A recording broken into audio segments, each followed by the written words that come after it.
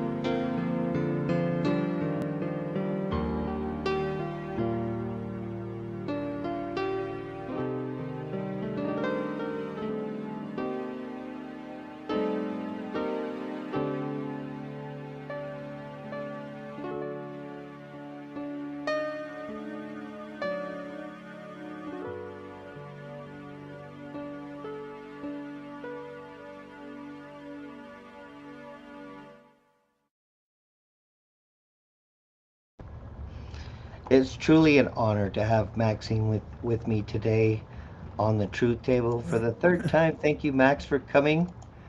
Once Thank you. again, Yes, thank you, Paul. I'm very pleased to be with you, and we always have a nice conversation. So that's my goal also today. yes, and we talk about things that matter to everybody, all Canadians, no matter the color of your skin. What really matters is the content of your character.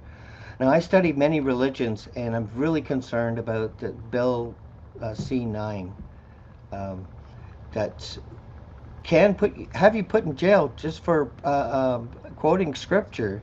So this is a I can understand, and a perfect example I would think with their agenda, with this woke agenda, is this trans thing.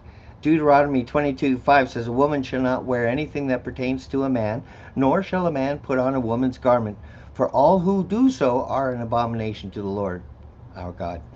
So so that would be a perfect example of going against their agenda in scripture. And I understand, but the making it law and passing this law, making it considering it hate speech, I don't consider it hate speech. If I have nothing against a man wanting to wear, if that's up to him, that's his thing. But we should have bathrooms specifically for that. A trans bathroom to facilitate that, and trans sports. So all the men that want to wear dresses can play soccer together. I'm not against that. I'm all for. Canadians aren't like that. We're not closed-minded. There are options, there are ways to facilitate others without shutting them down or discriminating against them. And I think you see things the same way as I do. You know, respectfully, we can still respect everyone and allow people to be who they are, who they feel, without passing these kind of draconian laws like C9. So, what do you think about this law in particular? Yes, Paul, you're absolutely right. In the past, in Canada, we had a religious exemption for, hate speech. If you read the Bible or the Quran and you are saying something that today may be a kind of a hate speech, you Mhm. had an exemption under the criminal code. But with Bill C9, they just changed that, and now there's no exemption. And so you're right. If you read the Bible and somebody doesn't like it, they can complain to the police, and you can go to jail for that.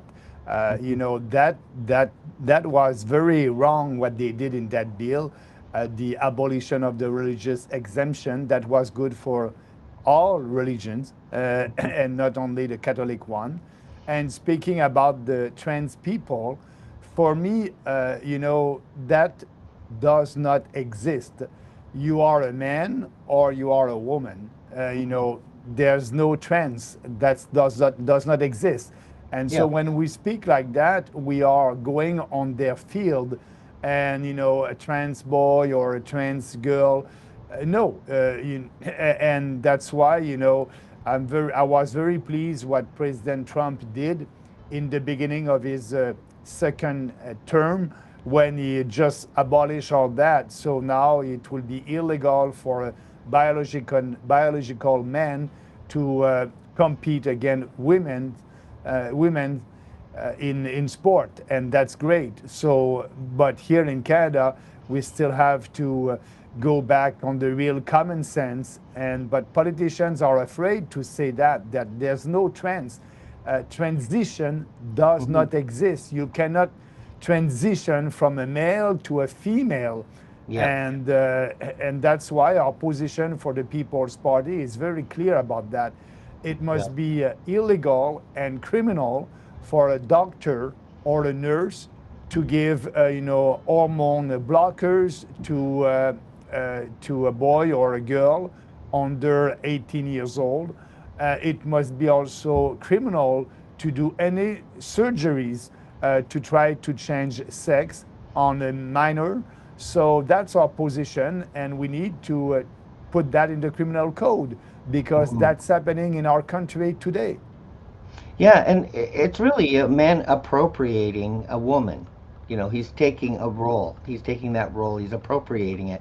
But all the politicians are doing it. They're wearing turbans, going to, you know what I mean? They appropriate the garb.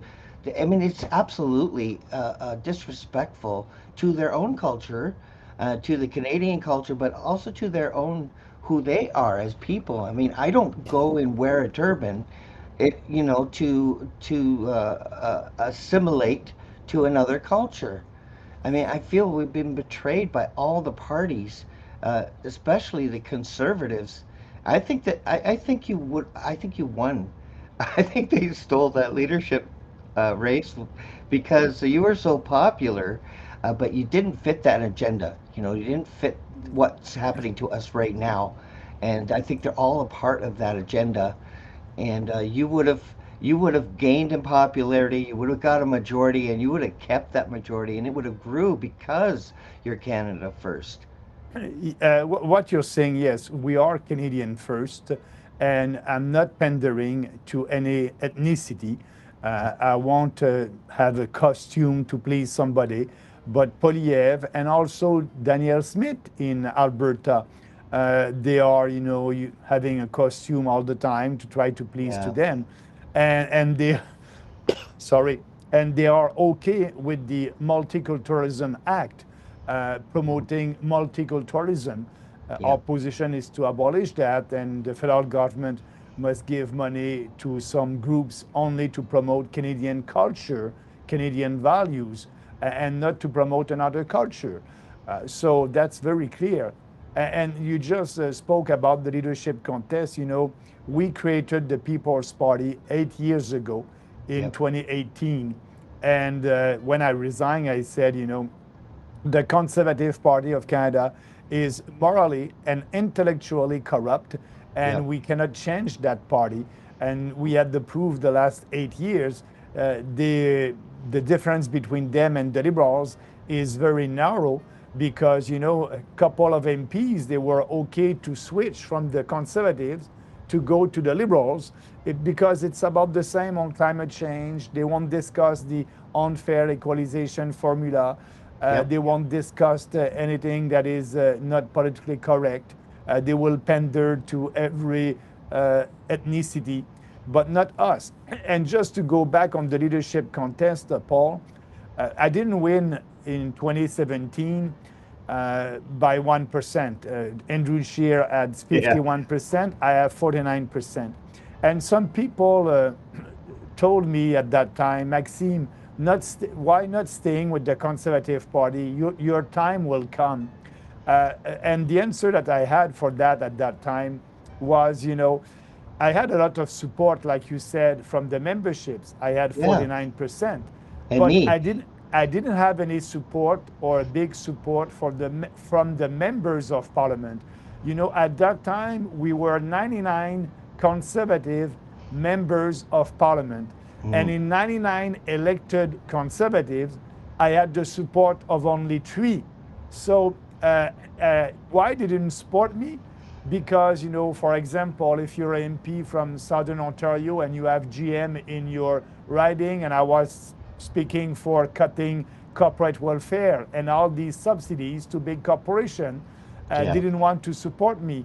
If you were an MP where you have a big community of dairy producers, you're afraid and you are working with the cartel and you don't want to abolish that and work for Canadian consumers.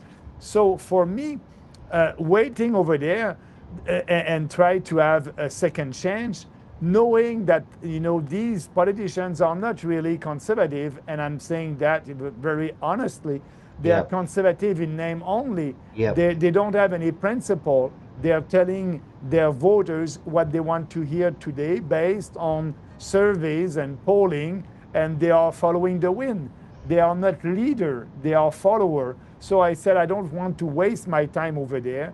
Mhm. All these MPs are like the Liberals, and they don't want me anyway.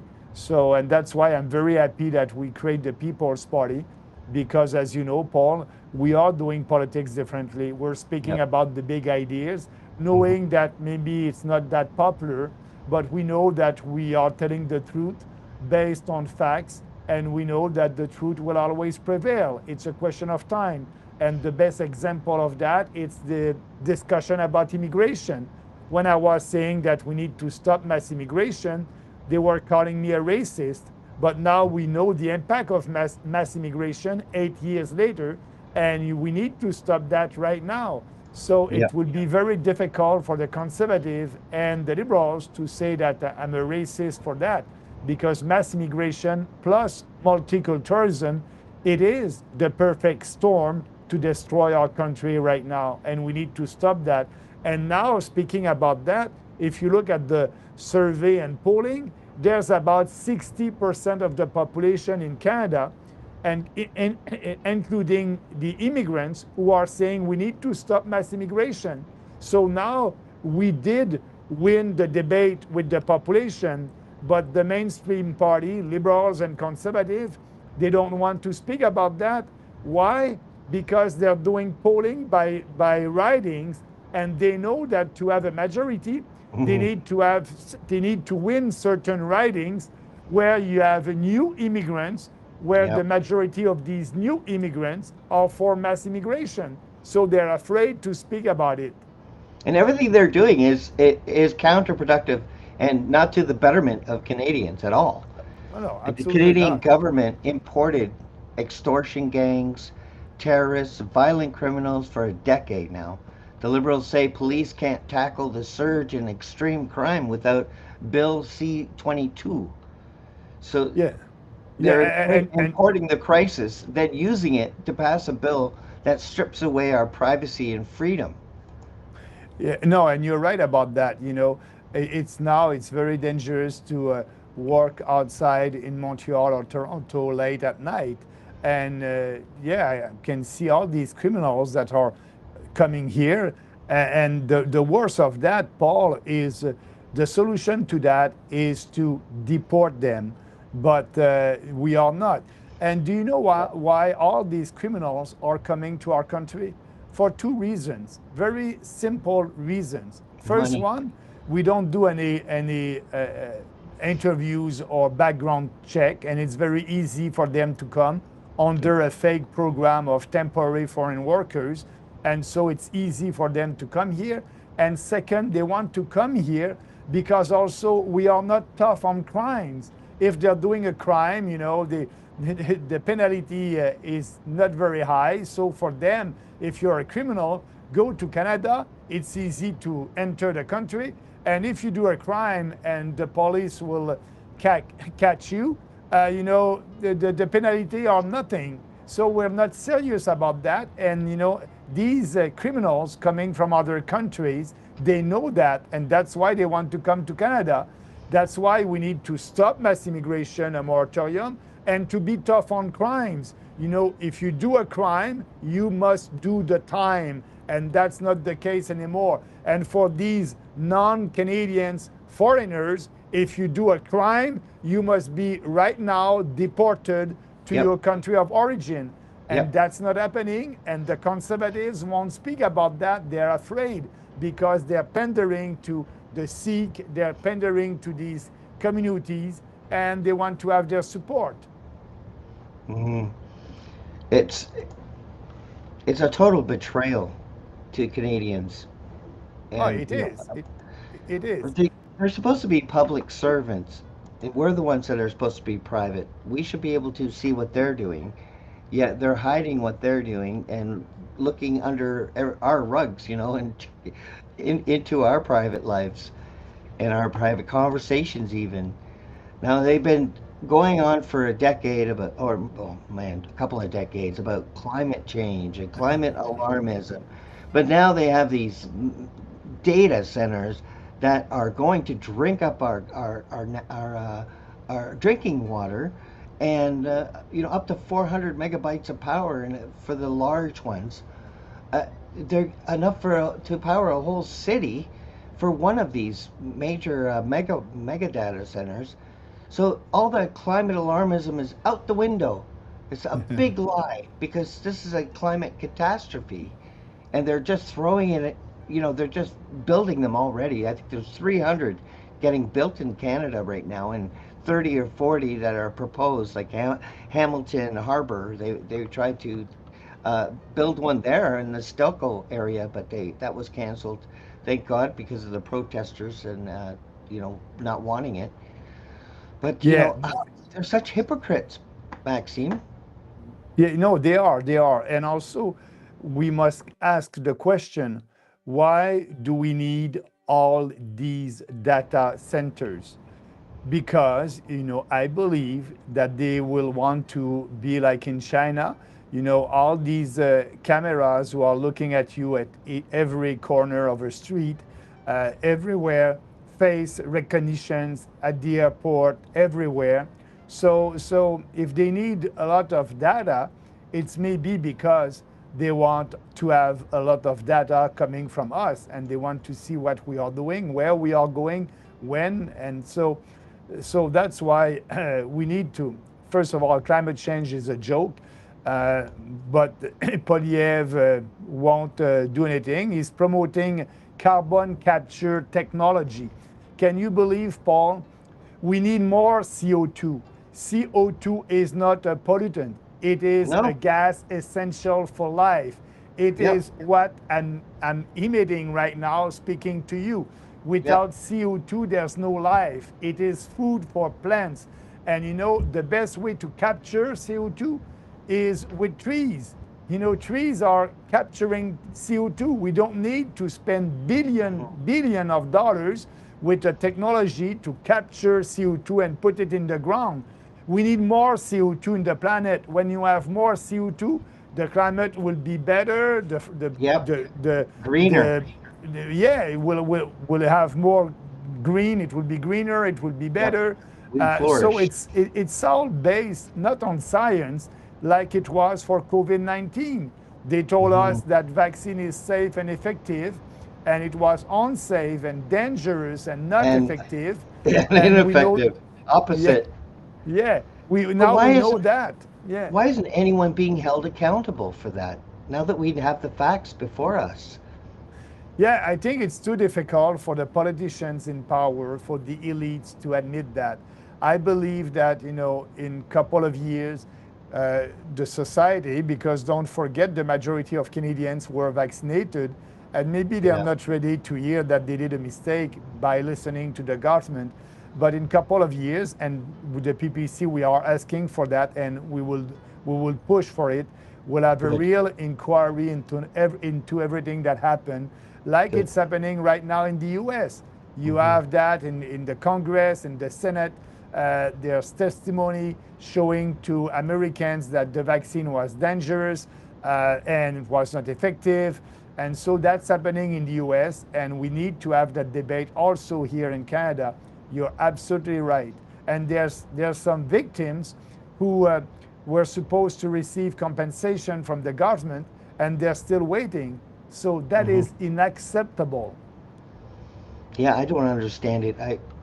If I were to do something like that, I would be in jail, for giving a false hope, like making a jam or something, and it Paul, kills people yeah, because, Paul, just to tell you, I went in jail. I was in jail for telling yep, the truth during COVID-19.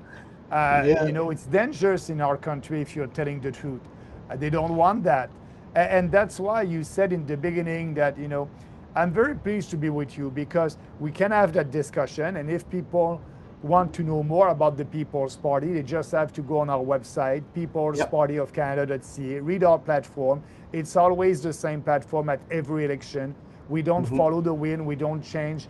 We have the same principles and values, and so we are fighting for Canadians. But that being said, you know, it's when they did during COVID, they tried to cancel us, and they were successful, shadow ban us.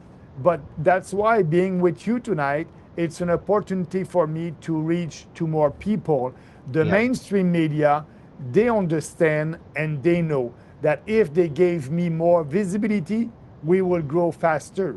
And they hmm, don't want that. They don't want to. We are not in a democracy anymore, Paul, when we cannot have debates. When, yep, the mainstream media and the other politicians, they don't want to debate your ideas. They don't want to debate with us because they know that they won't win the argument. And they hmm, know deep down that we are right. And they don't want that. And the media doesn't want that also. So we cannot say that we are living in a real democracy when you no, don't allow debates, when you are canceling a party that had 5% of the vote in 2021 and about 1% at the last election. And I believe because the last election was very tough for us, we must admit it. It was not a regular election, it was a referendum on who will be the best one to deal with President Trump, Carney hmm, or Polyev. And that was the only subject during the campaign. We were not able to speak about immigration or any other subject. So, but I believe at the next election that will be more open and we'll be able to have this debate.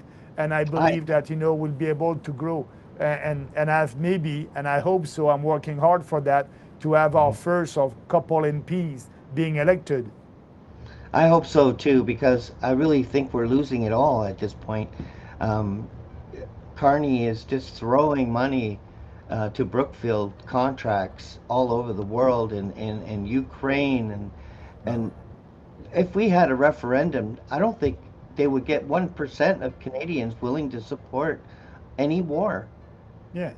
at No, all, you're anywhere. and that's why, Paul, our policy on foreign aid is to stop all that, cutting all the dollars. It's billion of dollars. We must help our people first. That's the Yeah. role of the government. That's if you're elected to work with your people, that must be your first priority. And that's not the case anymore for the conservatives and the liberals with foreign aid. So, and if something is happening, I don't know, in Haiti or humanitarian crisis or something like that, what we must tell Canadians, if you want to help, give money to private donation, and the government will match $1 for $1. Like Mm. that, you respect the wish of the people. If they Yeah. want to give, they give, Yeah. and the federal government will give a $1 for $1 coming from Canadians. When it's something like that, that natural disaster or humanitarian crisis, but no foreign wars, nothing, and putting, we cannot afford that. We are broke right now as a country. Yeah. And like you said in the beginning about the conservative, that they are not conservative, look at the budget. At the last budget, Carney just tell us that the deficit will be about $68 billion. 68. And Polyev, as the leader of the opposition, said, I will approve, I will be okay with a deficit of $30 billion. No, deficit is a deficit. The deficit are the taxes, that we will pay in the future, and the tax of today with inflation. And our Hmm. position on that, like a real fiscally responsible conservative, is to balance the budget in 1 year. And I did show to Canadians how we can do that, and we can Hmm. do it. We Yep. can do it 1 year. But Polyev didn't have the courage to cut because he used he wants to use these deficit to buy votes, and we are not playing that game. We are not in the game Yep. to buy votes with money that we don't have, and increasing the deficit. But all those parties have been infiltrated. They're all globalist. It doesn't matter what party. I ran as a libertarian. They infiltrated that party, and I'm sure they'll infiltrate your party too because they can lie with a straight face. Look at all of them, pandering and just climate change. The Yeah, ocean but Paul, I just want to panic. answer to that. It will Yep. be very difficult to infiltrate the People's Party because you know uh, that party is built on ideas, individual freedom, personal responsibility, respect, and fairness. Hmm. That these are our four principles, and you cannot change the constitution of the party. You cannot change policy. So Hmm. if you like our policy, you come with us. But if you're a leftist Yep. and you want to go to the People's Party to try to change our policies, it will be impossible. The policies are the one that we put forward at our first election, and it's always the same platform. We Yep. update our platform with new data and new numbers coming from the budget, but it's you cannot change the policy. That's our Yep. policy. So No, if you I want to, agree. I yeah, agree with you. I've put the party website on the description on all the platforms so people can go visit the party and look at the it's never changed. And I agree with everything on there. There's nothing I disagree with. And but I do expect infiltrators and they will pretend, because that's what they do. They lie and they cheat. Look at the media. They're supposed to be, objective and tell us both sides of a story. And they stopped doing that. Like, we have nobody but you right now. That's sad. I mean, that's scary for me that nobody's covering you when you're the only one that's will help save us from this issue that we're dealing with. These globalists. but that's I agree with you, Paul, and that's why I said at the last election, the People's Party is the last hope for this country. If our policies are not adopted uh, in law, this country is going nowhere, and that's happening right now. And Mhm. if you look at Polyev and Carney on the most important issues, they share the same platform. So they are not for us. We are for a peaceful, free markets revolution in this country. But I'm looking at the future right now for us. The next election will be maybe in 2 or 3 years. But look at what is happening in Europe. In France, you have Yes. Marine Le Pen. She may be the next president. You Yep. have in UK, you have two parties, the Reform Party and the Restore Party. Mm-hmm. They will be in government, and you have the same thing in Germany. So populist movements are growing, and in US you have President Trump. So it will come to our country. It's a little bit more difficult because of Yes. our electoral system, but Yes. we will be able to win, and that's why I believe the future for the People's Party is bright. Mm-hmm. And we need to be ready for the next election. We are the only real populist party in Canada. Yeah, I believe in you, Max, and that's why you're on the show. My goal is to search and expose the truth and, different topics and different things. And, I will never have a liberal leader on here because I just don't trust them. They speak with a forked tongue. They'll say one thing and do another. That's not what the truth table is about, and that's why I value your time and I value everything that you stand for, and I want as many people to hear your message, and because I know it'll resonate with everyone I know. Support you. Yeah. That's a lot But of people. but I appreciate that, Paul. And I must say to these people, you won't be disappointed. For if you like what I'm saying today, I won't change. I will say the same thing tomorrow Hmm. until we win the battle of ideas. And so, if you like the People's Party today, that will be the same party in 5 years, 2 years, or 3 years, until we win that battle of ideas. Well, I thank you for your time, Max. I appreciate you very much. And I look forward to having you on the show again. Uh, you're a multiple, you're going to get multiple Truth Table Awards, Truth Table points. So I appreciate you spending time with us here and on the Truth Table. And I wish you a great day, and hope to have you back before the next election and hopefully promote you more and let people know that there is someone out there that has the ideas to fix all of this. I appreciate that, Paul. Thank you very much for that opportunity. And if they want if your viewers want to follow me, they can follow me on X, Maxime Bernier. They can follow the People's Party on X, all social media, and our website, like I said, peoplespartyofcanada.ca. You have our platform, you have everything. And so if you're interested to help us, you can, give us a name, you can be a volunteer. We are looking right now also to build the party for the next election. I can Mhm. tell you, Paul, up to now, we have 50% of our candidates selected and approved for the next election. So there's still rooms for people who want to be a candidate. Just be in touch with us, and I appreciate that. So I'll be with you next time for sure. If you want to have a discussion about a specific subject, let us Yes. know, and I will be with you. Thank you, brother. Thank Maxime you. Bernier, leader of the People's Party of Canada. Always a pleasure having him on here. And coming up soon, we have Brian Everett and Peter Terrace joining us.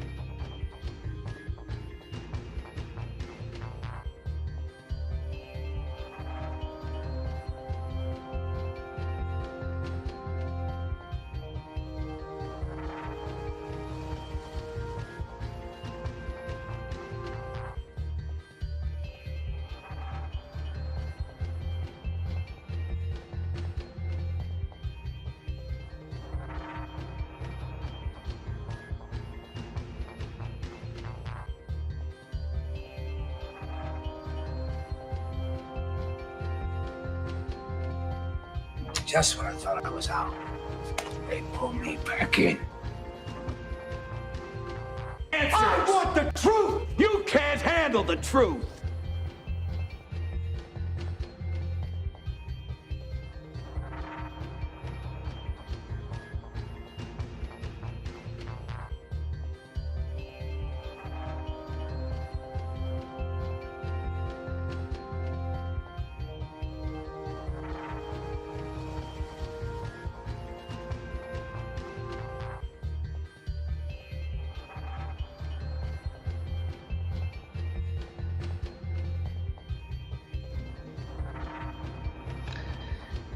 $1,400 charges from criminal tourists.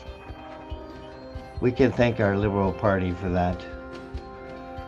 All right now we have the co-founder of the People's Party joining me, who has experience in his riding across, someone who crossed the aisle, betraying all her voters, showing that the Uniparty is real. Top of your head is cut off, Brian. That's good. Hold on a second. We'll see if There we go. Hang on here. I'll get in here. I There knew we you go. had Hey, Paul. One correction. I'm not the co-founder of the People's Party, but I am a founding member. A founding So, member, yes. Sorry. There you go. I knew you did. I knew you were kind of misspoke there. I thought I'd correct it right away. But how are you doing? I'm not a founding member, but I certainly support the platform of the party, and we really, Marilyn Gladu really showed the Uniparty status. Like, she really showed it to everyone who voted. Like, see, you and I are both conservative thinkers. Small government, fiscal responsibility, and the Conservative Party has lost their way so much that the People's Party was forced to happen, basically. Yeah. Well, that's exactly right. And, I haven't had really a minute off since Marilyn crossed the floor because we in our area, I've got a few people that are volunteers with me in the riding, and I sat down with a couple of them when she crossed the floor, and I thought, I was looking at a way that we could resonate some unity in the community. The people in Sarnia-Lambton were absolutely, I hate to say it, but they were angry. They felt betrayed. She got so many votes that they couldn't believe it. And I said on another podcast I was on that I couldn't believe it either when she did it. Marilyn Gladu was always looked at to be one of the more conservative members of Parliament for the CPC in the public eye. But I've debated her many times, and I knew deep down inside that she didn't have a lot of loyalty to that side.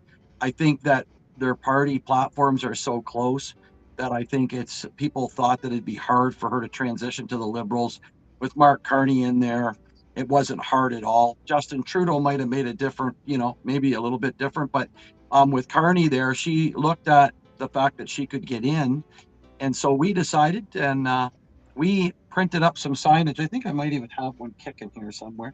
I don't know where it is, but I had another one in here. But if you look behind me, it's a giant Marilyn resign sign for my back. Yeah. You can't really see it, but it's a big one. And what happened was, I swear I put it up here somewhere.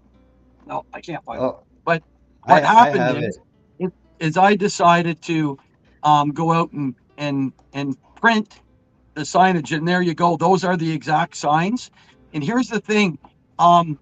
It wasn't long before I was getting requests, and I said on Messenger, and the beauty of this, Paul, was what it did was it gave me my foot in the door as a PPC candidate to go out and see the people that voted for Marilyn that were in distress about her crossing the floor. And I got really, really close to 500 signs planted in the lawns in Sarnia-Lambton, Bekedgewinon. You go through the riding right now, it's not long before you'll see somebody with one of these signs in their lawns. And I've hand delivered every single one of them.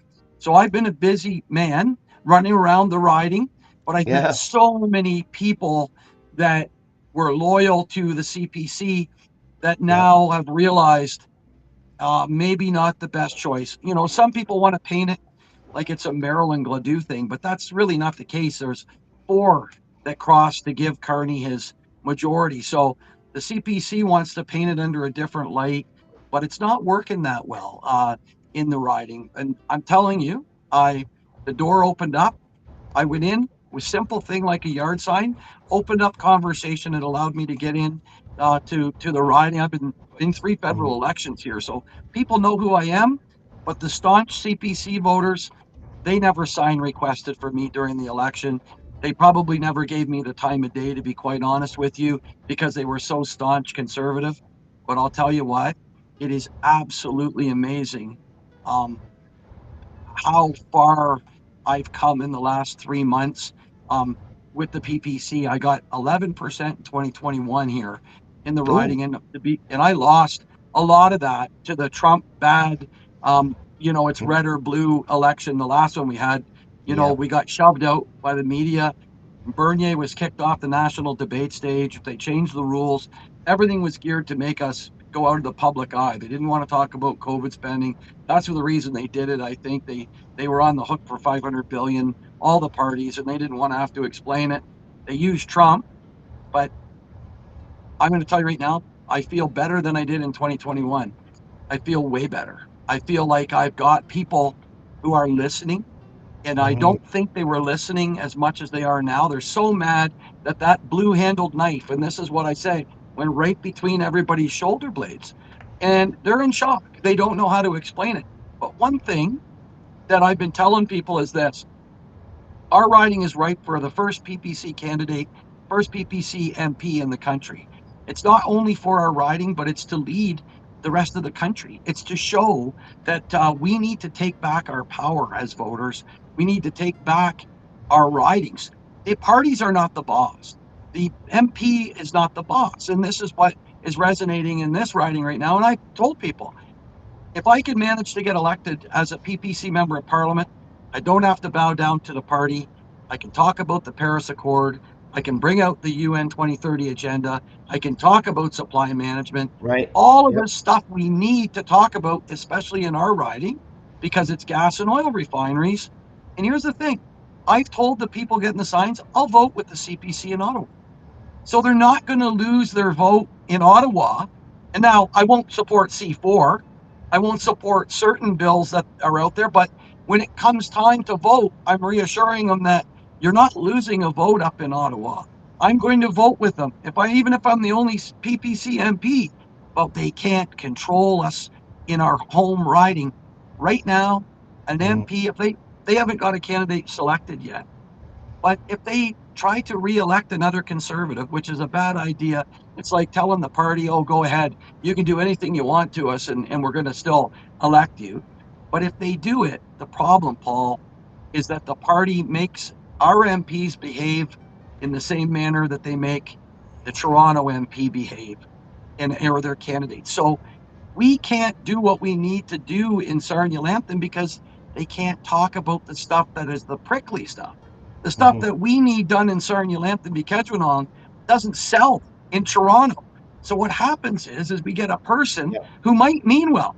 They might be an upstanding citizen. They could be a big, whatever in the riding. They might be a great person, but they're muzzled. And so we have actually like one of the best opportunities right now, not only for the People's Party and myself to get in, but what we have is we have an opportunity to put a PPC MP in the House. And here's another thing that people have actually mentioned to me, and I think they're right. A PPC MP in the House will open the door. And the reason it opens the door is because people that can't speak in that party, there are MPs in the Conservative Party who would likely fit in the People's Party, but they're not allowed to speak. So they sit there and they do what they're told. But if I was in the House, I'm sure I would get a number of people approaching me to bring things up in the House. So it's actually this an opportunity for a place for another MP that can't speak to vent through another party's MP that has probably, like I say, I got more conservative in this pinky finger than the riding association in the whoever they're going to pick. up here. So it's been really, really wild ride over the last couple of months. And I'm so proud of the people in the riding. The 500, and we talk about it, about the news cycles. And part of the reason why it's hard to get traction with the People's Party is we can gain and then we lose the vision of the media. We need something to happen to break out to get us in the spotlight. Well, right now, when you drive in the riding, they can't change the channel, Paul. Marilyn Resign is everywhere. So the beauty in it is instead of resetting the narrative in the media locally, everybody sees it every single day. So just that sign alone, I think has been a godsend for the riding. I'm just going to say it in that term because it's opening people's eyes. I've got people coming over that have been against me for 8 years, and they tell me the light bulb's on. And I'm so happy about that because I think I've got a shot. It's Well, about them. you are doing a lot though.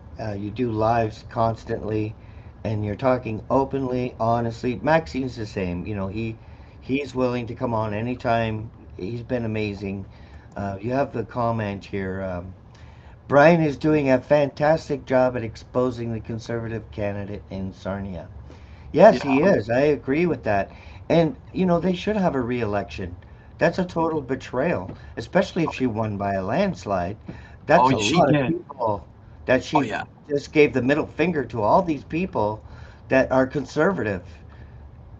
Well, she swore it. And in January, when some of her colleagues were crossing the floor, Mhm. she made a statement that the people in those ridings deserve a redo. So here's the thing. Some people tried to come on to me and say, well, she legally did it. Why are you putting these signs out? It's got nothing to do with her crossing the floor, Paul. It's got everything to do with her telling the people that trusted her Yes, that she should do a redo. And then when she crosses the floor, she yeah, doesn't do a redo. She snubs yes, the people. And in debate, she even told the people, and I can remember it vividly. I've debated her probably 12 or 13 times throughout my federal political career. And hmm, she blatantly said at the table, Brian and his party have good ideas. They are conservative minded. And yep. this was her thing. But if you try to elect him, you're going to get a liberal. And isn't it ironic and What isn't a it lie. isn't it Yeah, crazy that we have that liberal now? And one of the things that people are starting to look at, there's so many people that are going to come over to the purple that their split vote theory doesn't work anymore. Because no, the fact is what are you going to do? If you vote blue, you're going to split the vote. And that's what I'm telling people. Go ahead. If you want to underestimate how many people are going to get behind that booth and vote for me, then yeah. go ahead and try to vote for a conservative. Because then, People, guess what? You will get the liberal. So people are I'm waking kind of up. spinning it, The spinning it people are back waking on. up. People are waking up to the game that they've been playing for decades. This left-right paradigm, pretending to be opposites, but they're not. And I think it's becoming more and more apparent. I hope that we have, you know, a rising up because we really do. We're really losing our country with Big Bill C-22 and Bill Oh, C-9. I mean, I can't. I have to be careful quoting scriptures. I think I quoted the worst one that you could quote from Deuteronomy with Maxime, but I'm just proving my point. It says not, you know, men should not wear women's clothing. I mean, yeah, I didn't say that. That's not my opinion. I don't care if a man wears woman's clothing. But if a man wants to wear woman's clothing, we should facilitate that mental disorder and create, you know, bathrooms for them yeah. without imposing that illness onto our, you know, children, our women, our daughters. You're absolutely correct. And the problem with the bills is they wiped out 319, and 319 protected religion Hmm. from the scrutiny by the law. So when you look at the way that it's going, they'll try to put sugar on it and coat it up, but it's 100% factual. And one thing I can't let go of is on November 7th, the liberals could have been taken down. In fact, Yeah, the bloc put an amendment to the budget out of the blue.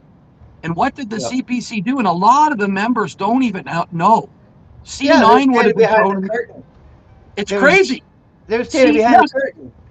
It was even a different time than that, Paul, because Oh, not only God. did he do that, Scheer stood behind the curtain, but Yeah. they voted with the Liberals to give them Yeah. a pass. But here's the thing, they could have taken him down on November 7th. We would have been rid of Bill C9. Yeah. 22 would have been in the garbage. Every single one of these uh, tyrannical bills, I call them, would have been in the garbage. And the conservative supporters, the real staunch Pierre supporters, they look at me when I say that like the deer in the headlights. They do not understand. They don't believe it. And then you've got other people who run some fairly large podcasts who I've been into it with because they're out there mouthpieces for the conservatives. And then they say, well, people didn't want the election, Brian. People didn't want, well, oh yeah, okay. So we're going to give up our freedom. We're going to hand the keys to Mark Carney, is what we're going to do. And I made the prediction a long time ago. The only reason Pierre lost his own seat was to stop separation in Alberta. The whole thing, it's been scripted, in my opinion. Pierre lost a 20-year seat in Carleton to go to Alberta because they needed the CPC leader in a riding in Alberta to team up with Smith to stop that oil and gas from getting Yeah. stolen from the Canadians. And that's exactly why he's there. And that's why Yeah. he lost his seat. It's no surprise. Mark Carney worked for Harper. He got appointed by Stephen Harper as the governor of the Bank of Canada in 2008. And then he ends up as the prime minister for the Liberals. Yeah. I just, Yeah. I've connected the dots, Paul, so I know it. It Mm. seems like it's unreal when you say it. People look at you and go, what do you mean Mark Carney knows Harper and worked for him? He worked for us. Stephen Harper Yep. appointed Mark Carney in 2008 to be the Yep. head of the banking system in the country. So Yep. where do people think this is coming from? It's not out of the blue. He showed up, took Pierre's spot. And then Pierre had to go, like, we never heard a thing about Pierre going to lose his seat till about 3 or 4 days before the election. And don't you think that his team would have been putting everything they had? He was one of the most popular leaders in years. You think he's going to lose his damn seat to Fanjoy? I just laugh like how naive it's sad, really. It's not funny. It is sad It how is sad. naive the conservative supporters are. And instead of getting pissed off, Paul, about what I'm saying, they should let the light bulb click on and they Yep. should go get a membership and go to www.peoplespartycanada.ca, buy your membership. You don't have to like everything we said. Pick one. And this No, is what I I tell do. people. Yep, and I know you do, but I'm telling the I people do, watching, pick one thing. And if you can get in unity with us on one thing, we can save the country. And that's what, we don't have to agree on everything to save Canada. We just have to get together to do it. And instead of attacking one another, like my pressure on the CPC isn't of the people who are voting for the politicians. It's the politicians in their back room. That's The who I detest. infiltration. They've been infiltrated. They're no Oh, longer it's conservative. And I don't know if they got like death threats or financial incentives. I don't know what it is, but they're not conservative anymore. And they pander to every other religion and put them first before Canadian culture. I mean, we're being betrayed in real time, and the media is a part of it. So we have like nobody on our side anymore. yeah, The it's real crazy what's going Canadians. on. It's terrible what's happening in the country. I, we're importing young people from India, subsidizing companies to hire them over our own children. It Yeah, is absolutely insane. And they eighty-two stood there. thousand a year. Same thing. You look at him. He wants direct flights to Arvidsjaur. Kearney, totally mass immigration. They have been for 20 years. And remember back in 2019 when the billboards went up with Maxime's picture on them, stop mass immigration. You remember the big uproar? It was all this racist and bigoted. We can't Yep. have the billboards. And then Pattison, the company, had them taken down. But we moved the Overton window. That's what happened at that time. I think that what the mistake that was made in the Conservative Party when Bernier was still there was to oust him in the leadership run when Scheer and him went head to head. He would have faced Justin Trudeau, and I think Max would have beat him. I think we would have been in a totally different situation, and they set it 100%. up.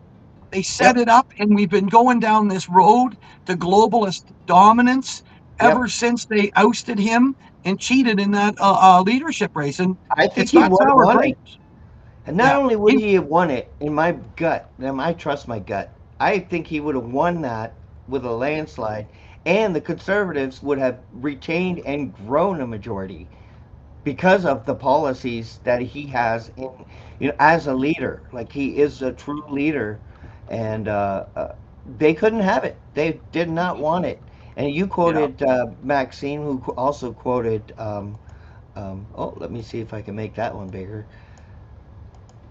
Thomas Sowell. What multiculturalism boils down to is that you can praise any culture in the world except Western culture, and you Mhm. cannot blame any culture in the world except what Western culture. And it's true. It's a total Yeah. It's betrayal of the Canadian people, the Canadian culture, and uplifting, letting them commit crimes and then letting them out to commit more crimes, and then passing Bill C-22 to infringe on your privacy because of the crime rate.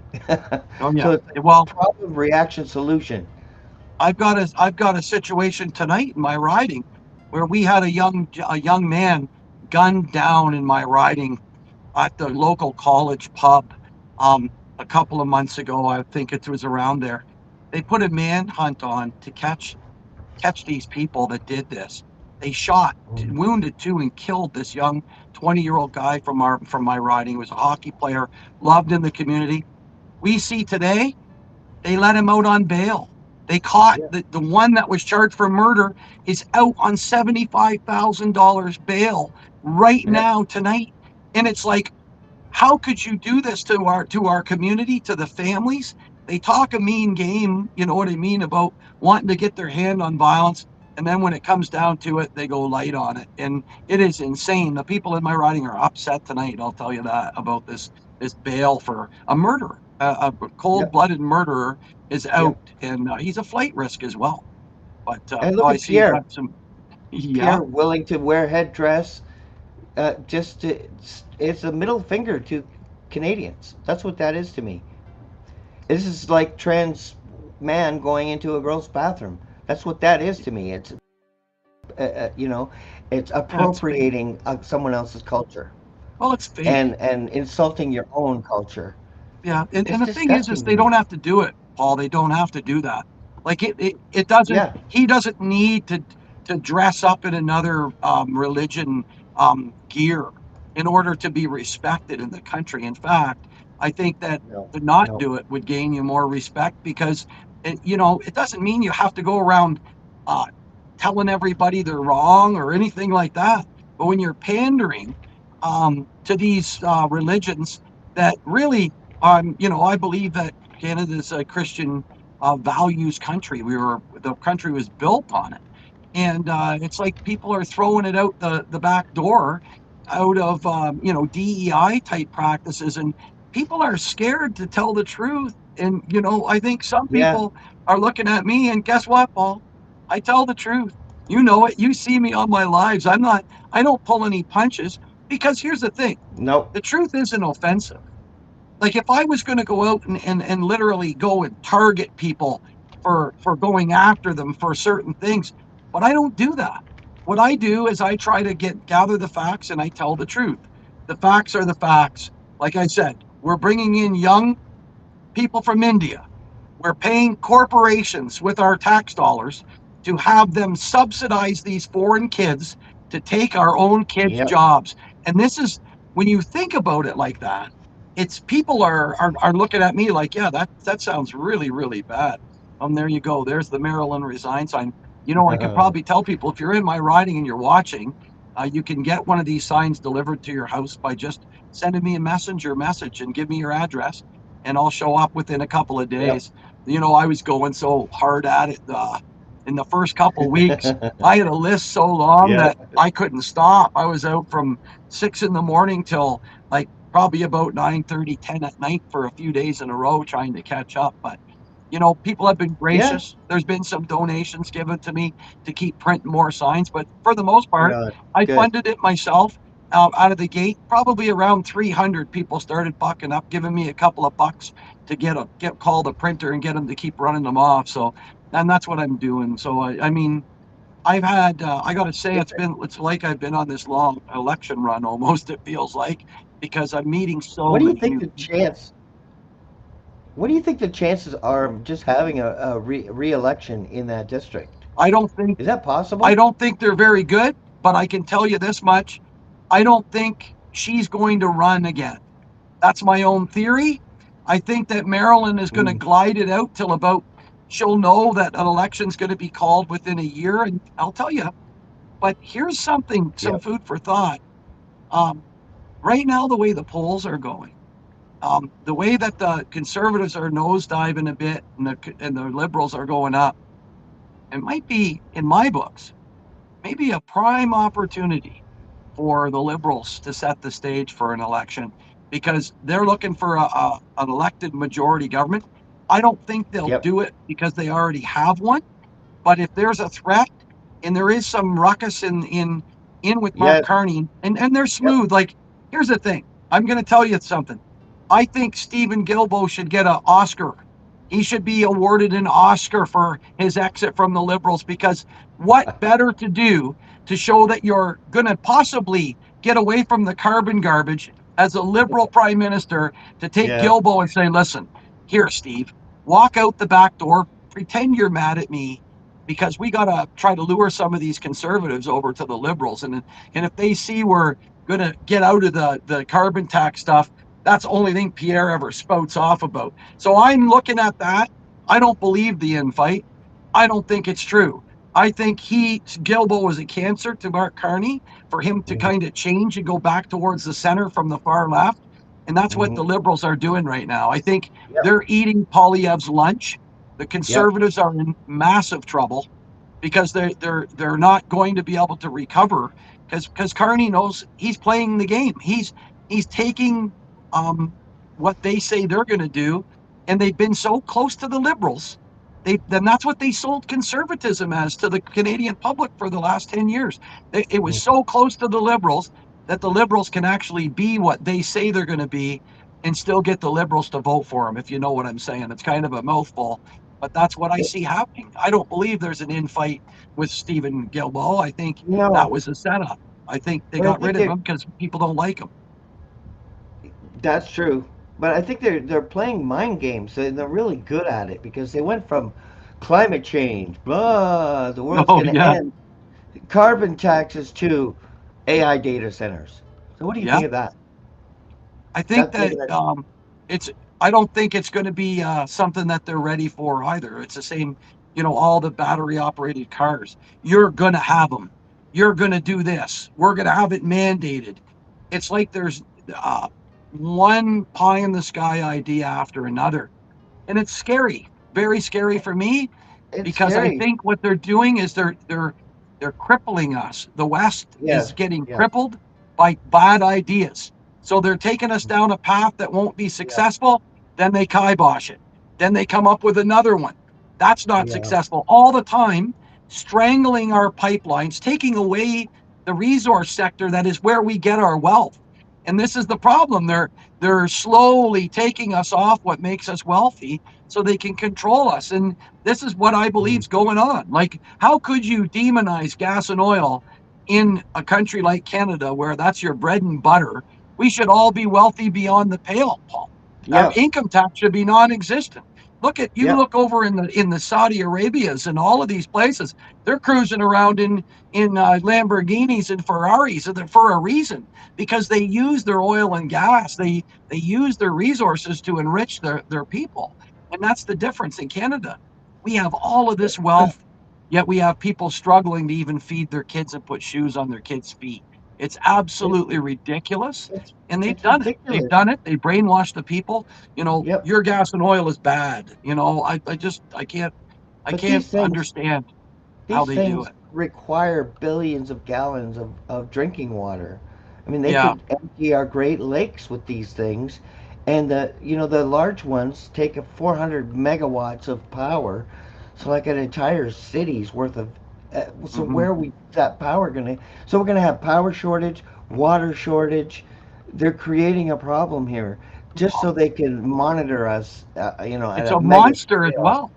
It's a monster. It's like, have you ever seen when they cut the fiber optic line with a backhoe? Everybody goes down. So what Yeah. are they going to do when our whole system is tied into these electrical fiber optic lines and everything, and we get a glitch in it? What's going to happen? Like, how are you going to be able to isolate the chaos? Like your street lights will be shutting off. Your bank machine won't work. You won't be able to do anything. The lights will be out. You know, Yep. it's absolutely crazy. Yeah, that's a good sign there. That's the I one. love that. Right on the highway. Yeah, that's like the Woo! one sitting behind me. But no, and it's craziness. Like, I don't believe any of it. I think that we're moving towards Oh, a different technology, but I just don't believe yeah. it. It's like when they're building all these new auto plants for EVs, they're gonna retool them. They're gonna have to. Things are gonna change. Like, Yep. it's like taking our partnership away from the states because they hate Donald Trump. You know, you got Trump for 4 years and you throw 100 years of relationship away because you want to try to isolate yourself from the United States and you're their neighbor, the longest unprotected border. People are nuts. Like, Yep. these people are crazy. Like, I think, there's something to say for Trump. I think he's went off on a tangent as of late. I have some disappointment in what he's been doing lately because he said he wouldn't warmonger and he's doing it. But here's the thing: he's not going to be there Yeah. forever. You know what I mean? And then they want to Yep. diversify. Why would you do that? We do 80% of our trade with the United States of America. Like, I just I cannot understand it. It's like the whole thing is like a bad dream to me, to be quite honest, Paul. It's like a bad dream. Yep. It is. It's a nightmare. It's a dystopian nightmare. But I think mankind is reaching to a point of like a spiritual awakening. And like you can see it in Ireland and UK where the people are rising up. Um, we're coming to like a human first movement. I hope so. Where we're seeing these, people crossing the aisle, betraying their entire constituency, Mhm. like just spitting on them, saying, like more money on this side of the lane. It's like, so there is no So, difference here. so one You've got thing, proven the uniparty. when you say that, Paul, about crossing the floor, you know, I have a theory because I got to know Marilyn, and I won't say personally, but through having some time behind closed doors before the debates. Oftentimes the candidates are together in the back, or they got a little spot off to the side where you're socializing with each other, you're going against each other, but you're back there. One thing that I Yeah. think with Marilyn, um, a lot of people are accusing her of probably taking something or getting enriched and doing this and that.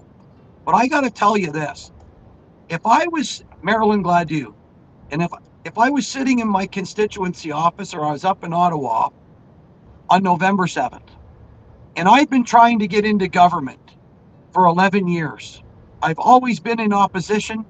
I've been loyal to the Conservatives my whole time, and I get a call from the whip. And the whip tells me, Brian, we got him on the ropes. There's a confidence vote. We can take Carney out. Being a staunch conservative, I would say, yeah, we got him. Thank God that liberal minority has opened it up for a knife for us to put a knife into it. Thank you, God. And then they say, but you're going to vote with Mark Carney, knowing that she has to come home to face me because I wouldn't want to. I'm telling you right now, I'm on her like a wet paper bag over all the issues. Think about that. At what point Mm, where your loyalties stay with the CPC? She looks at it like this: well, if you can't beat them, you might as well join them. We had a chance to take the Liberals down and get rid of C9 and 22.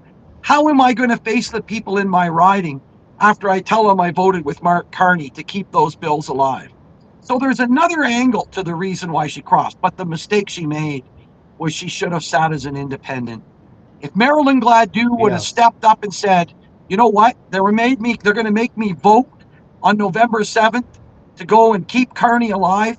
I'm not doing it, and I'm going to sit as an independent. I would have the utmost respect for her for doing it. The problem that came Yeah. about was she went and joined the Liberal Party. She took her hand and she slapped every member, every citizen Yep. in our riding across the face. Now, I think it was she was trying to put her thumb in the CPC's eye. I honestly do. I think there was some bitterness about the leadership run. She tried to be the leader of the party. I think that she never got over that. And I think what's happened is that she's got sour grapes, but she never thought of the people. And that's typical of Mm. a pompous, elitist politician. People come last, they come first, their interests come first. And I think that's what happened. That's my theory on it. I think she got told she had to support Carney, and it just was too much. And honestly, and then she probably got the wheels greased going across to the red team. And that's what I think. There's something in there. Oh You know what I yes, mean? Like there's there's something that got it. Yeah. I'm not saying it's not for the riding. I'm not saying that maybe she wasn't promised something for a legacy to bring into Sarnia-Lambton to be Kedgewanong that maybe, who knows? But there's something there. She wouldn't just take that grief just for the spite of it. She would have quit, right? Or she would have sat as an independent.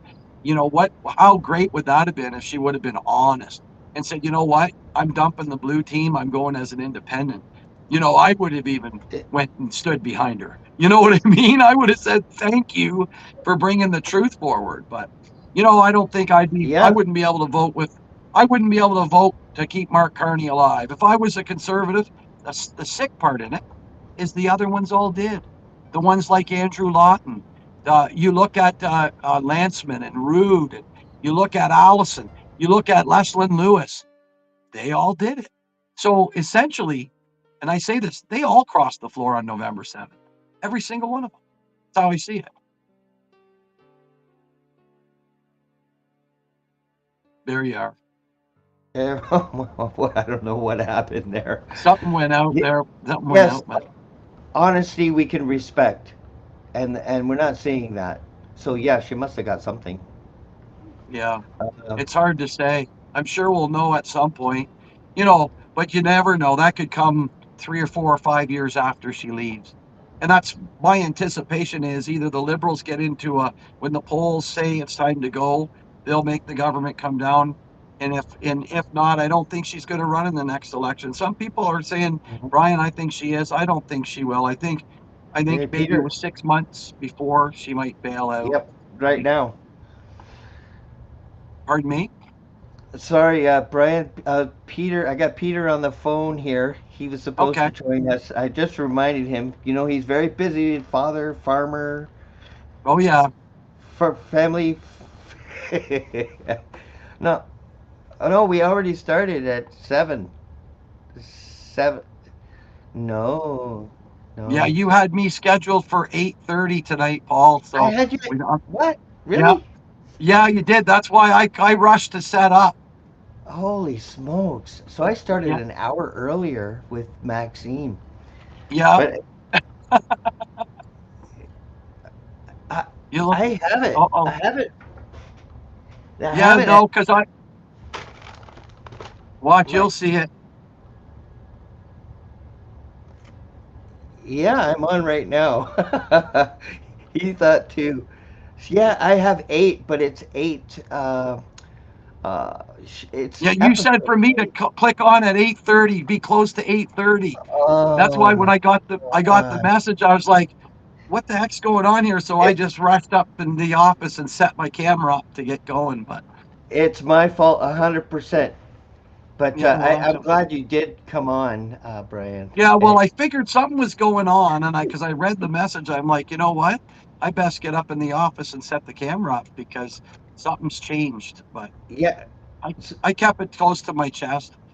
so we're still live right now, Peter. If you want to if you can jump in right now, that'd be great. And I don't mind going extra because we are, we have a good message here that I think is important and valuable. and Well, you know and what, Paul? If you want, I've said quite a bit, and I've said my piece tonight. If you yeah, want to get yeah, Peter, if you want to get Peter on and get him out there, because I think that the man you're yeah, going to have on right now is an absolutely phenomenal People's Party founding member, I believe, as well. But Peter has been a stronghold for a Absolutely. candidate, and he's awesome. He's got very good ideas. He's one of the more highly respected people in the party. I think he's a leader, and Yep. him and I have always seen eye to eye. And the amount of info I put out, I got to have this whole thing to myself without him. And so if he's coming on now, Paul, I'm going to check out, and I'm going to say thank you for having me on, and I'll give the floor to Pete because Yeah, I'm I think sorry I gave everyone the wrong time. I that's got all back right, to man. you. What are you going to do? I Things happen. yeah, I have the whole week booked, so it's really crazy for me. And Yeah, it's like it's non-profit. I pay for it myself because I yeah. believe in Well, what I'm doing. I thought I was going to come up and turn on to watch Max, and then you say he's done. Come on! I'm like, what the hell's going on here? How can that be? But It that's worked all out good. perfect because Maxime Well, ended, and there was like a 5 minute, interval, and yeah. then you came on, Well, and we'll have a I little just got interval. home. I was out picking some stuff up, Oh, so I just got all home, right. or else I'd have been having to run her out of the truck. But no, Thank it's God. all I, good. I It's messaged you and you got the message. But you Yep, have a lot of because support too for all that you're doing. Not just Peter, well, but Maxine, you. And that's why I wanted you all on the show, because yeah. uh, Well, I because appreciate it, and I come on. I've been on a few times, and I will come back because yeah, I, you let me ramble a little bit, and a lot of the times, and I know I do. The thing it's is okay. that it's there has to be, um, the information needs to get out there. There's a lot of things that people are misled on, and I've had a number of times when I get done doing podcasts that people write me messages and say, you know what, I never knew that. And it's one little thing that you can say that that that strikes somebody to say, wait a minute here, that can't be true. And then they look at it and go, oh my God, this is true. And then Hmm. they come over to us, and they have some respect and they trust us, right? And I think that's the main thing with the people in the party is they've trust they've trusted us because we have staying power. Like I tell the people in my riding, I'm not a fly by nighter. I've been beat Hmm. up for 7 years straight. You know what I mean? Yeah, I'm not getting paid. I don't have anything going on. My time is spent on the ground and with the people, and constantly being live. I haven't stopped campaigning for 7 years. That's yeah. basically how I feel. I do And legally. I haven't been, but I don't. I don't. I've never let off the gas. Like I've But been it's really purple the since I began. platform you believe in, and you're seeing in real time everything you believe in being destroyed and dismantled. Like Pierre is a professional politician, whereas Yeah, you aren't. You that's know, right. I think that we're kind of getting to be professional in our own way, but it's a different yeah, style of it is politician. It's different. just, well, we're You're, comfortable in our skin now. yes, We're not scripted. We don't have somebody behind us with the makeup kits and getting us ready for right. press conferences, and like Mhm. we're grassroots people that you might see every day at the grocery store that have a job. You know what I mean? And that's what we are. That's the beauty of the people at the Yeah, People's Party that are running. yeah. So And you're not pandering. That's the no, beauty of your party. It's you look, it's in the description, the party. You can look at the platform. I mean, read through the whole thing, and by all means, read through all the platforms. So we have another message for you. Thank you, Brian, for fighting the good fight in Sarnia, and he is absolutely doing that. And Peter is sideways right now. Let's just look at him there he sideways. is. He is Hey, stuck to the Peter. wall. His feet are stuck to the wall. He's sideways. See if he can. There he Okay, goes. there we are. You Oh, I got thought her it now. was me. Hey, Peter. How's it going, Peter? We're going to try that again. Not There bad. you Hey, go. Brian, how are you? Very I'm good. sorry I I know that. missed half of this. You know what though? The timeline was wrong, so I came in because I got the text, but I had 8 o'clock to come here and be ready for 8:32. So here's the thing: I've been on for quite a while with Paul, and I've taken the stage. So I talked about Okay. giving you the stage now. I said so much, and you're one of my favorites. You're my brother. You've been around for so long. You and I, we're in the same boat. That I told Paul, I'm going to take a stage left, and I'm going to give you the center stage so you can get your message out I've already said what I need to say. You know, But, Brian, I'm sure what you said was very, very important because I can see what you're doing out there in Sarnia, and it's been amazing work. And you're holding the conservatives' feet to the fire. And if it wasn't for you, no one else would be doing it. So thank you for all the kind words you said about me, and I really believe that you are a real fighter out there for the people of Sarnia. Even though you're not elected, you're still fighting for the people, and that's what's really important. And so thank you Right for all on. that you're doing. Well, I appreciate that.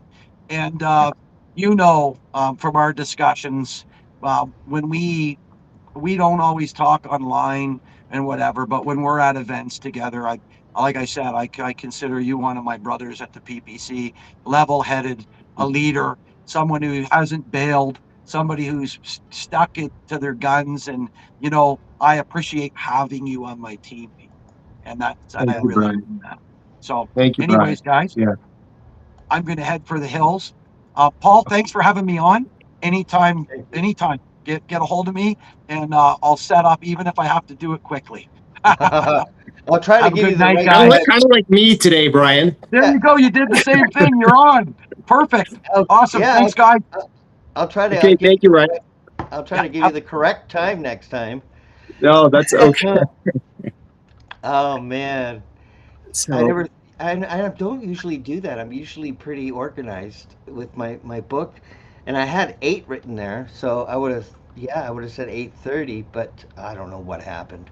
But it did work out. There was a little intermission there after Maxine, and it wasn't too long. well, here we are.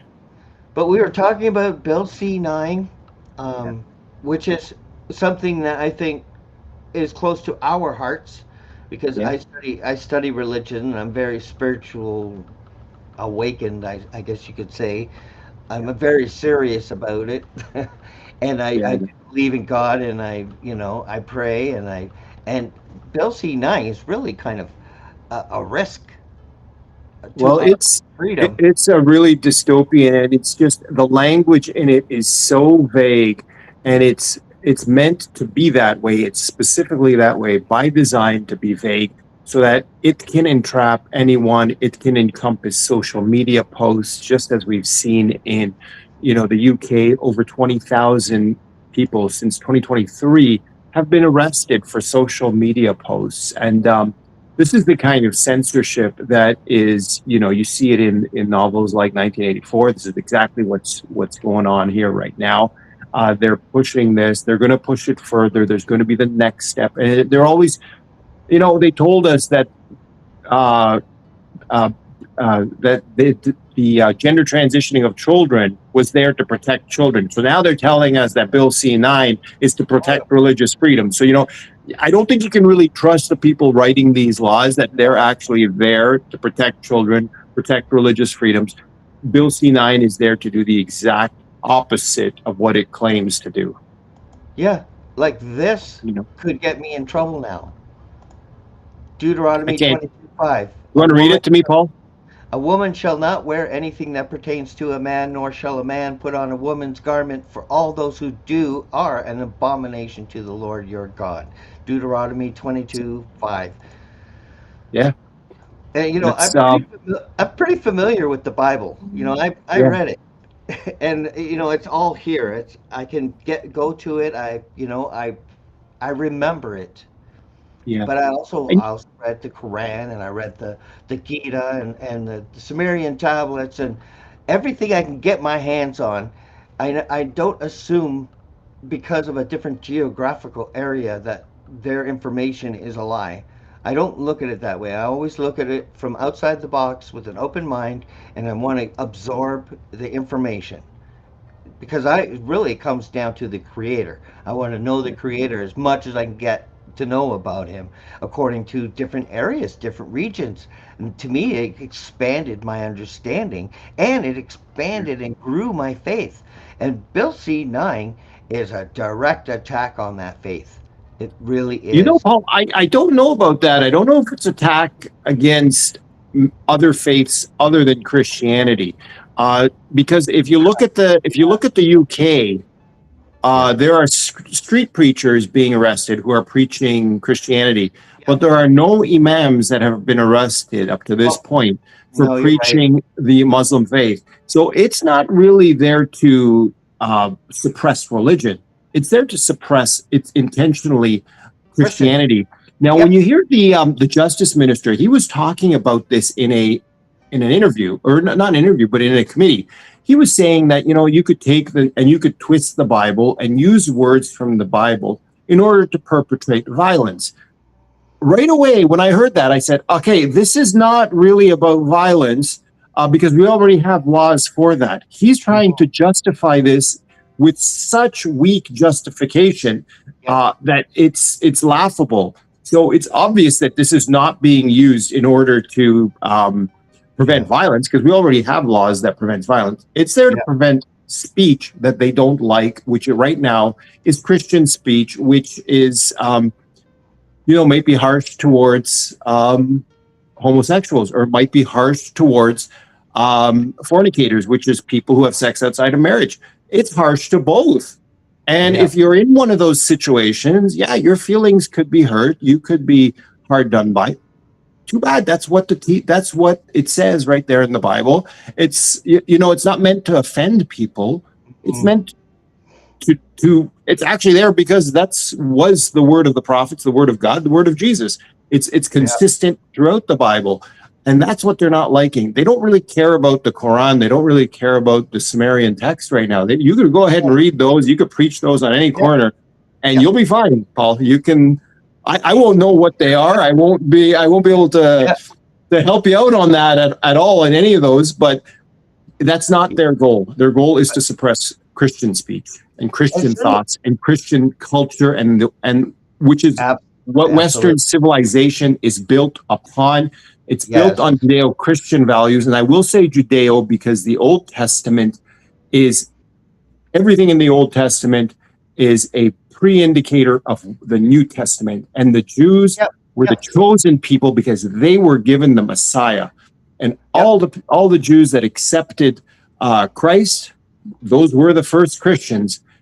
Those were that is exactly why they were chosen all throughout the Exodus out of Egypt, the entry into Canaan. All those things were all for the entire purpose of God giving Jesus to the chosen people. But their whole story was fulfilled. They got their land, that promised land. Everything has been fulfilled. What happened after that is different, but nevertheless, the God's word was fulfilled. But he did mention Leviticus, and Trudeau, as soon as he came into power, legalized marijuana and bestiality. Leviticus 18:23. Nor shall you. Oh, let me see if I can get it in here. This should get me put in jail. Nor shall you mate with any animal to defile yourself with it. Nor shall any woman stand before an animal to mate with it. It is perversion. So right away, Trudeau legalized. Sounds like pretty much common sense to me, really. It pretty much makes perfect sense to me. But I mean, so we have a non-Christian government system, and I think all of the parties have been corrupted into this. And Islam is really an enemy of the Christians. And not all Muslims. I'm not saying there. I have friends that are Muslims, so it's not that. It's just the diehard fundamentalist Islamic State. It's a war-based ideology. It's not a religion. It's not a serious religion because, they have science that's flawed in there. There's lies in there, so it can't be taken serious. It is based on authoritarianism and disrespect for your wives, to beat them and raise them like they're your children, and it's really based on things that go against. Plus, they have three conditions: you either join, you convert, or you pay a tax, or die. So it's nothing like the Christian faith. I think that's why we're seeing a lot of pressure on our culture right now, because we do have a lot of immigrants coming in not just who are Muslim, and I think it's incompatible with Western civilization because, like Yeah. you were alluding to, it's a fiat of it's a religion of fiat. So basically, if God wills it, it is so. It's not a reason has nothing to do with their faith, which is completely antithetical to the Christian faith. If it's not reasonable, if it can't be explained by intellect and reason, it is not true. God it does not will it. But in the Muslim faith, if God wills it, it is. So there's no sense studying anything because it's God can just change it. If he Yeah. wants matches no longer to light a candle, then God can will that, and then you have to light a candle. And I'm just using this as an absurd example that you may have to use something else to light a candle rather than a match. So it's only because God wills it in the Muslim faith that people can light a candle according to them, because God wills that you can light this candle with a match. And so there's philosophy dies, science dies when you have that sort of mentality, and that's why it's incompatible with the Western tradition, which is always asking questions. Yeah. Well, let me just rephrase that. The Western civilizations always ask questions unless it's about the COVID-19 vaccine. Then there's no questions allowed. Yes, trust the science. Right, but don't ask any questions. Even if it's Scientology and safe and effective. So, Durham police announced 46 arrests, 1,400 charges of criminal tourists. Can you believe that? And this is the reason why they're passing bills C-22 to crack down and because the police can't handle all the crime, but that they've allowed to happen. It, they've they've brought this problem, so they got problem reaction solution, and they've always Yeah, got a bill handy to infringe on our rights as their solution. I yep. mean, what what are we supposed to do? We've got all the sides compromised. NDP crossing over and Hmm. conservatives crossing over. The media is telling us these are our three choices. I mean, we have nobody. The RCMP said that we got foreign influence in our government. No one was arrested. Everyone's still sitting there in the parliament. No one has been charged. I mean, what are Canadians supposed to do? Yeah, that's why I joined the PPC. That's why I believe in the PPC. There are other people with other parties, other ideas that are, just starting up that have great ideas as well. Yep, There are people within the Conservative Party who are good people, and I don't question the intentions of people, even within the Liberal Party and the NDP. I believe their intentions are good. They want to give away our money in order to help people. Okay, that's on I the agree. surface of it, that sounds great. They have these altruistic ideas. What I'm questioning is their judgment in them believing that these things will make society better, that Yeah, redistributing wealth through government is the way to do it. This is what I'm questioning, their judgment. I'm not questioning the intention of the people who have the most vile ideas. Even those people who believe it's okay to gender transition children, even them, I don't question their intention. I just question their common sense, and I question their judgment. yes. And Right? I believe in the People's Party because of the do no harm aspect in it. Yeah. I think the Libertarian, that's probably why I joined the Libertarian and ran as a Libertarian, because the Yeah. People's Party didn't exist at that point. Yeah. And they were the only one. And I read all the platforms, so I wanted to be informed. And I would recommend everyone do the same. Like, read the platform, like, read the Liberal platform, and then look at what they've done and what they've said. But most importantly, what they did.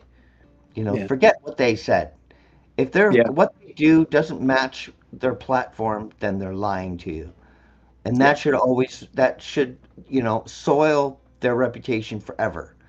They should Yeah. never be trusted. You should never, like a doctor who accidentally kills your children by giving them the wrong injection. Medical errors is the third biggest killer, just under cancer. So it has to be questioned. You cannot just have blind faith anymore.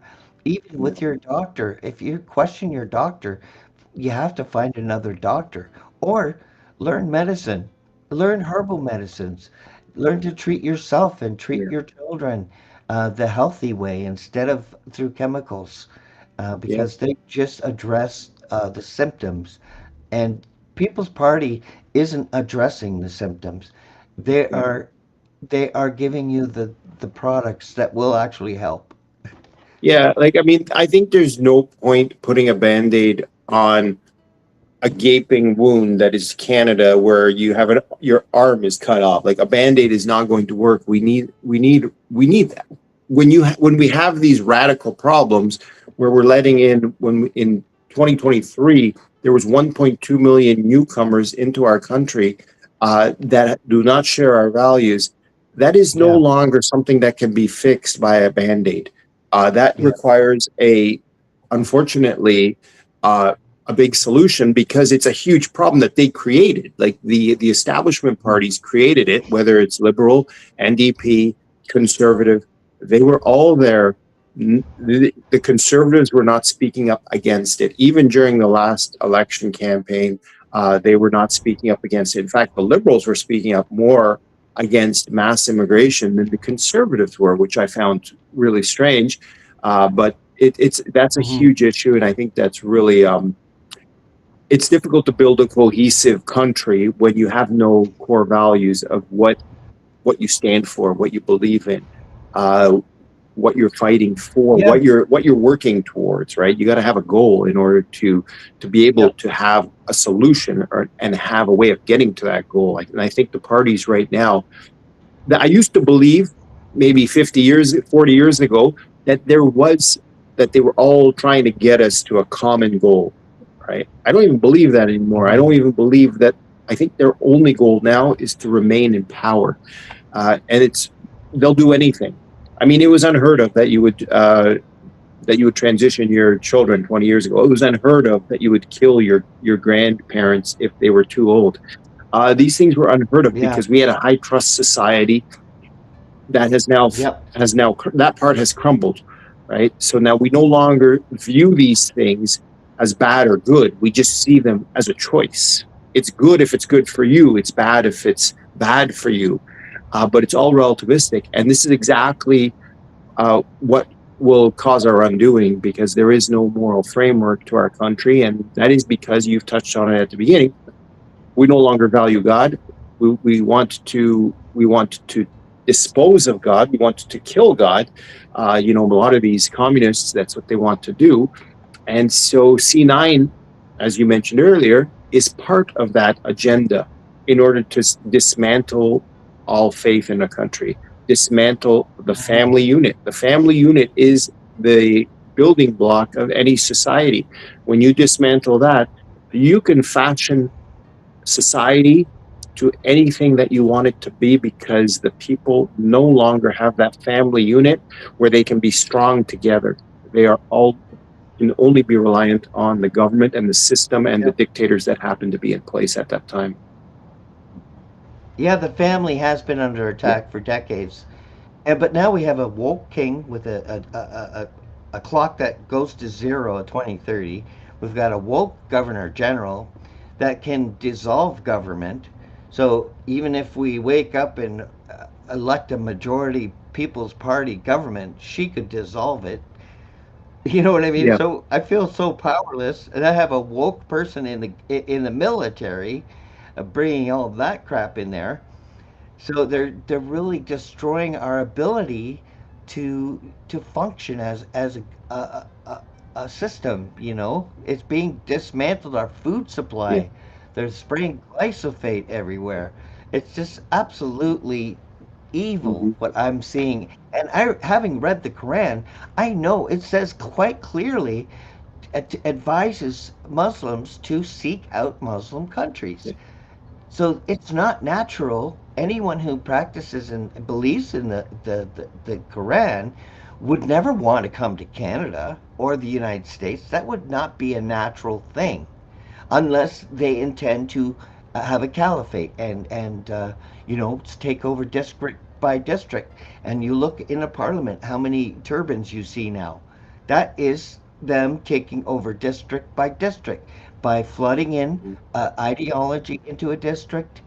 So we don't see it in Niagara Falls, maybe, but they can take over districts that way by flooding in that district with these people, and then they run for office. They win by a majority, and they've it's a soft coup that I'm seeing. And anyone who wants to free their country ends up like Gaddafi. Yeah. Yeah, I don't even know what to believe anymore when I see it on the news, because it's even if they show me the picture, it's how they frame it. They can frame it in such a way that they're showing me a picture. There's the famous picture of the mostly peaceful protests in Portland, right, where they have the CNN anchor there with flames in the background, explaining how this is mostly a peaceful protest with just he's basically, there's ransacking, there's cars overturned, but it's mostly peaceful. So I don't even know if they're reporting on something like a war. How can I even trust them anymore on anything? Yeah, but how do they do it? Because people fall for it every time, and they get a majority like this brain. They're using some kind of technology in the flickering of the screen or something to just brainwash people and just like it's not working with you and I. For some reason, we can see right through it, but yet it still works on so many people. It's like we've got all these people completely walking through life brainwashed by these That, tyrants. Paul, but that's interesting, because I in no way feel like I'm superior in that way, because I believe I could also fall for many lies. Now I'm very much aware of them, so now it's much harder. But before I really started thinking about it, and before I really started looking into it a little bit more, I would have fallen for it probably just like everybody else. And I probably did, until I started to see that this is all lies. And I knew it never felt right for me. When I was going through university, it didn't feel right. Something felt strange. And I understand it now, that it is there. And it's not intentional. It's not necessarily there intentional, but it's there. Like during COVID, the big pharma was controlling all the media, and that's how people still believe that the boosters keep away COVID, right? So they're still falling for that, because the media is still pushing it. And Pfizer is so powerful. When you watch CNN, our government was funding it. So the media is so powerful. And even if you're strong, and even if you have strong beliefs, boy, oh boy, if you're see the same thing over and over again, I might even believe some absurd things if I hear it enough times, and if everyone around me starts to believe it, and especially if it's people that I respect who start to believe the nonsense. And I'm like, wait a second, maybe I'm wrong here. Maybe I'm, maybe whatever that next thing happens to be. So I always have to be aware. And ultimately, you know what it's about, Paul? For me, it's about my faith, right? Because my faith is truly what grounds me. And it's not, any political solution, because I know my time here is limited. And my goal is that where will I be? Getting elected won't get me to heaven. It's dying in a state of grace without mortal sin. And this is really what my life is about. That is the entire purpose. If I could gain the whole world, get elected as a member of parliament, which is one of my goals, be the most successful entrepreneur, which I'm doing that now. I'm trying to grow my pickling business, but that would all be wasted if I go to hell. So my number one goal must be to get myself to heaven and get my family to heaven as well. And hopefully direct as many people as I can along the way. Yeah, that could be a purpose too. I mean, I would love to go there with my piano one day and get pickled. Get pickled. Yeah. Yeah. Like even before my faith was strong, I feel like the Creator was involved in my life. and I always like sat in the truth, and I didn't really understand it. Before I even understood it, the creator was there, and I knew for certain the creator was there when I was 16. No doubt in my mind, because the creator defied physics. There's nobody there, and I just knew. And I didn't understand why am I here? Like, 'cause I'm not that special. I don't consider myself special. I know everyone is special, and we shouldn't talk down about No, ourselves. no, I But understand what you're saying. You're right. Yeah. I'm humble. Humble. I'm Yeah. humble. I'm meek, Yeah. meek, and hopefully the meek will inherit the world because I could use some money.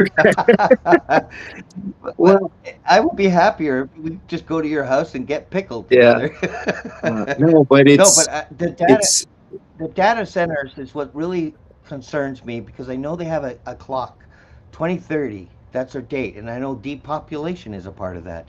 The data centers is about collecting data, getting into the subconscious of us because everything we do, say yeah, online, where we are, complete mass surveillance, control grid, is what they'll be able to do. Not just turn a picture of your dog into a medieval outfit and make them dance.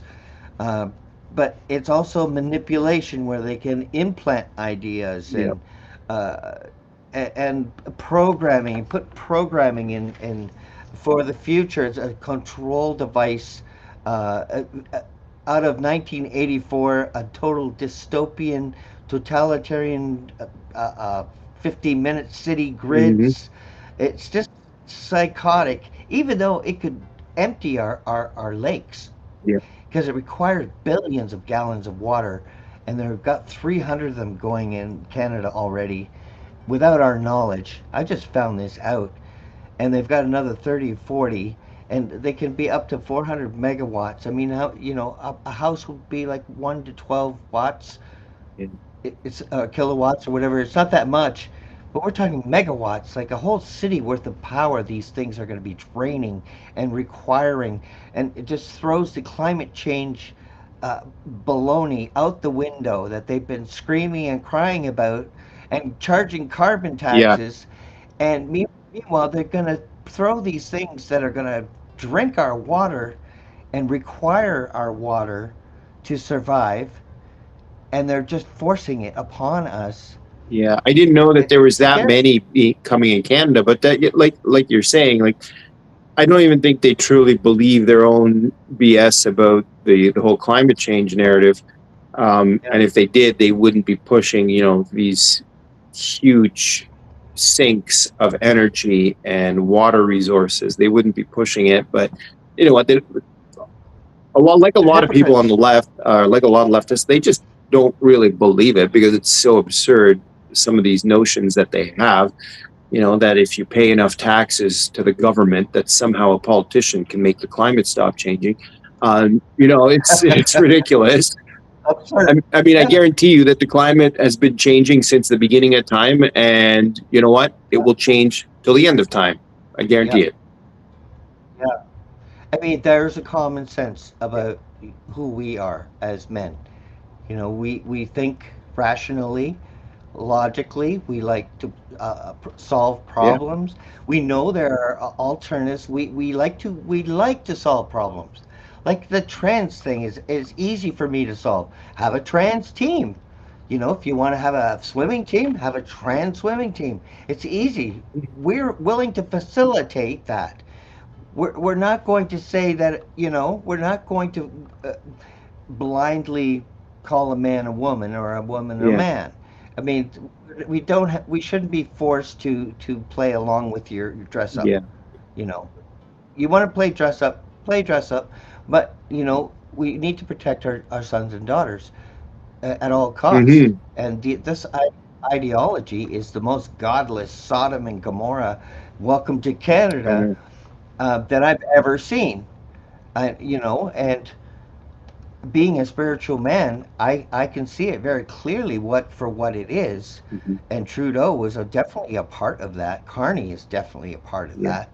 He's spending like we're billionaires over Hmm. here, while all of it is just creating an unsustainable debt. making us slaves to whoever owns that debt. Yeah, and the debt that we have now is unbelievable, and at some point, it will crash. I mean, there is no other way out of it. There's no way to fake it. I mean, they try to fake it along and try to buy themselves more time by creating more crises. You know, they create another war or create another pandemic or create some sort of fake climate change emergency, right? So they keep trying to extend it because at some point there's either going to be hyperinflation or the country will just go bankrupt, which I can't even comprehend how that would happen, but, or what they would do or how the country would look like. But hyperinflation is a possibility if things don't change, if they don't stop their irresponsible spending. Well, I am going to be bringing my guitar to Glenn's house on Saturday, Okay. so I hope you'll So be there too. Saturday won't be able to make it because we have a wedding on Saturday. Yeah, my niece is What are getting your married, kids? so that's going to be exciting stuff. Yeah. Yeah. So when your daughter won that wrestling Oh yes. oh my, Yeah, that was exciting. what's her name? Oh my God, I can't remember her name. Lily. You have Lily, yeah. Lily. You have too many children. It's hard for me to remember. No, I'm pretty lucky. But I'm pretty Lily, lucky that yeah, way. Yeah. yeah. When she meets the man she's going to marry, don't tell him that she could probably Oh no, I'll make sure to fight warn back. him that yeah, I'll make sure to warn him. So Yeah, you're not going to win that fight. That's good. I'm so proud of you as a thank father, you. and your children are Oh, thank amazing, you, and Paul. your wife is amazing. I love all of you, Thank you so much. and I hope we'll have a chance to get pickled together since Yes, you're well, getting into the I invite you for a pickling. free trial anytime. That would be great. Thank you for coming back to the Truth Table. I look forward to having you back. Always a pleasure, my friend. Thank you so much for And having me. I really appreciate it. And thank you all at home for joining us on the Truth Table Season 2 extra long version. I gave everybody the wrong time except Maxine. Oh, and this is what happens. I'm going to have a show every day this week.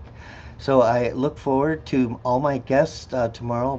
Brad Olson, who has a legal grow up, and the government came in and stole everything, all the product. And that'll be tomorrow's show. Um, let's see, what time is it going to be? Uh, it is going to be 2 p.m. tomorrow. So I look forward to seeing you then. Have a great day.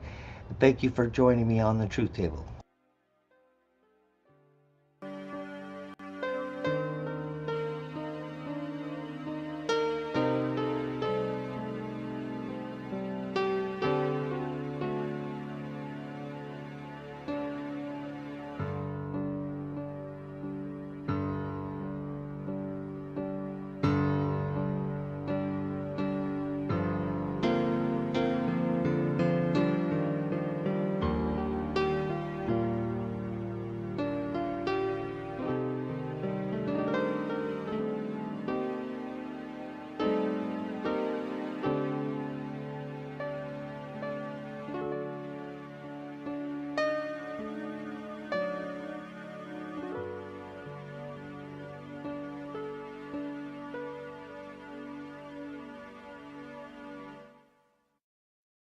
Just when I thought I was out, they pulled me back in.